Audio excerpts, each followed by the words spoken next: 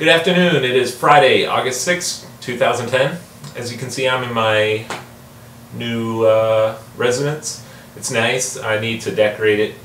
Maybe put a few things behind me. I don't know. But anyway, this is my office. It's down in the basement. It gives me a lot of privacy to work on things from mostly my dissertation, which I'm hoping will come out in the next year or two. It's on the second bank of the United States, which was our central bank back in the early 19th century. Andrew Jackson abolished it in the 1830s, and we didn't have a central bank from 1836, I believe, all the way through 1913. We went through an entire industrial revolution with that one. So anyway, this is my last video in the series on the Fed. Last video I talked about the alternatives to the Fed, including government-issued currency and free banking. Government-issued currency, I made the argument, is slightly better than the Fed, because that means the government won't have to pay interest on its debt to these bankers. And you know, it has some history. Lincoln issued greenback. The Treasury Department did. Other presidents have had the Treasury issue some money. Most of the time that money depreciates, though, because it's fiat paper currency. But it does have some history in the United States. But I argue against it because under government-issued money, we still have there is still a monopoly over money. One body controls how much money is issued. It's still not free market. Even if it was the government operated under a gold standard, it still wouldn't be free market because they would have a monopoly over issuing money. And it's still bureaucrats or politicians, whatever you want to call them, controlling the monetary supply and asserting that they know best. They know the precise amount of money that should be issued.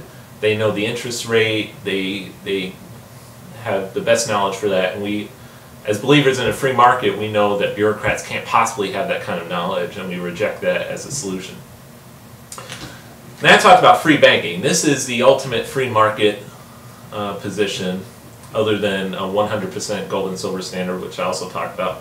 Under free banking, we would follow the natural rate of interest. So instead of bureaucrats at the Fed or politicians on Capitol Hill deciding the rate of interest, the interest rate would be decided by the free market. How much are people saving, etc. And the best part of free banking is that no bureaucrat or politician is controlling the money supply. Again, it's free market forces.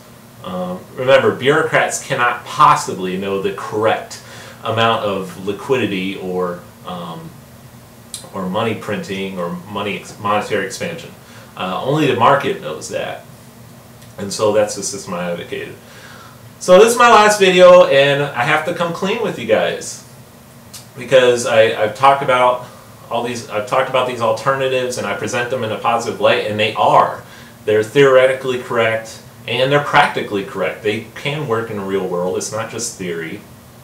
It's logically correct. Read Ludwig von Mises's Human Action or some of these other works of the Austrian economists. It does work. The problem is we've had probably 100 years, maybe even a little more than 100 years of just solid Keynesian economics.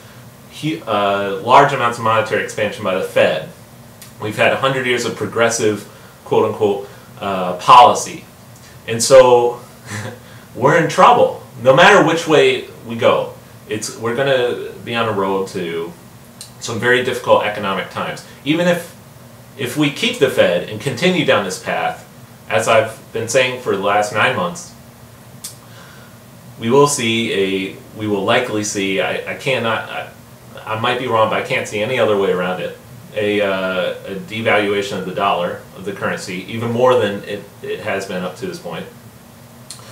So, and we both know that Obama's policies are not working. So if we keep the Fed, we're headed towards economic Armageddon in the worst case scenario. Anyway, and even the most likely scenario, we're headed down towards that path. If we adopt free banking, forget the government-issued currency, because I think if we adopted that, we would have that money that they would issue, since it would be based on paper, would depreciate dramatically. If we adopted this free banking alternative that I'm advocating, we would be in for several years. I don't know how long, and it's impossible to predict. We can't predict the future. But I do know that would be at least a couple years, several years, of very hard economic times. Because our nation has partied for so long. Think of all the generations that lived in the 20th century and how much they spent and consumed and borrowed. Well, our generation is picking up the bill. So if we convert to the system, okay, either way we're headed towards some very difficult times. Converting to the system, the transition would be very difficult. Money would become very scarce. And this happened in the period that I'm writing my dissertation on, when monetary expansion was drastically cut, credit dried up, money became very hard to come by, and that would undoubtedly happen in the United States if we converted to the system. But the good news is, if we had the courage to do it, and if we just hung on as tight as we could, and throughout the Depression decided to save as much as we could, the little money that we had, and just had the courage to complete this transition to sound money. That's what this is about. It's about having sound money again. If we have the courage to go back to sound money and go through a few years of very hard times, we can make it out of this depression as strong as ever. And America could be, once again, a beacon of liberty, and we would be right on a path towards prosperity. The 21st century could be the greatest century for America in its 3 centuries of existence. We could explode. Manufacturing could go up if we adopted this system of free banking and abolishing the minimum wage and going back to the liberalism that dominated in the 19th century. Except this time we would afford these liberties to blacks, to women, to whoever. We wouldn't deny it to anyone who's not a white male. This could be the birth of something great, but we have to make it through these next few years of very hard economic times. Whether we keep the Fed and the Fed destroys our currency, okay, and if we continue down this path, that will happen. I'm very certain of that. Or we're going to have to make the transition to sound money, and it will be difficult. I'm telling you, it will. But we need, if the American people have the will, and I know we should. I know we do. We've done it in the past. We can go through hard times if we stick together and do this. This should be the mission of our generation. This should be the mission of this decade.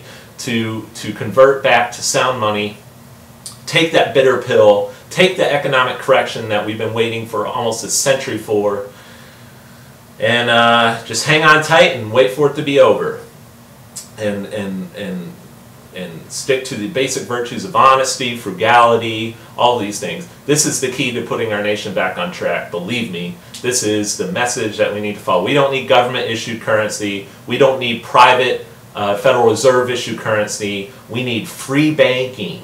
We need to go back to a gold standard. We need to go back to having silver as money. We need to go back to sound money, to putting an end to these giant boom-bust business cycles that are created by too much monetary expansion. Low interest rates are lower than the natural market rate of interest. We need to get rid of that and take that bitter pill.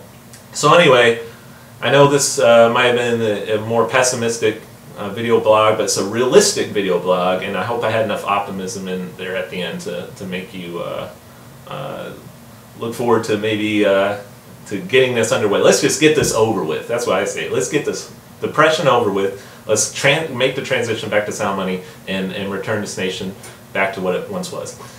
All right, that's all I have for you today, and see you guys next time. Bye.